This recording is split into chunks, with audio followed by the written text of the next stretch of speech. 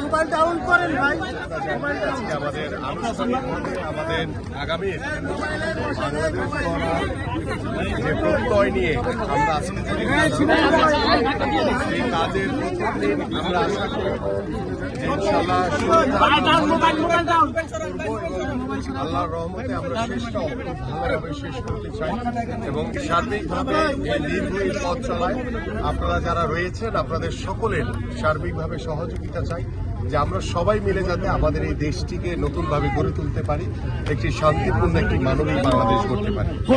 প্রথম দিনই বিসিবিতে আপনি প্রবেশ করার জন্য মুক্ত করে দিয়েছেন গণমাধ্যম কর্মীদের। গণমাধ্যম আসলে কতটা ক্রিয়ার ক্ষেত্রে স্বাধীনভাবে কাজ করতে পারবে? আপনি ইতিমধ্যে জানেন যে আমাদের যে নির্বাচন ইশতেহার রয়েছে এবং সেখানে স্পষ্ট বলা হয়েছে যে সাংবাদিকরা স্বাধীনভাবে তাদের মতামত এবং তারা স্বাধীনভাবে তাদের বাক প্রকাশ করতে পারবে।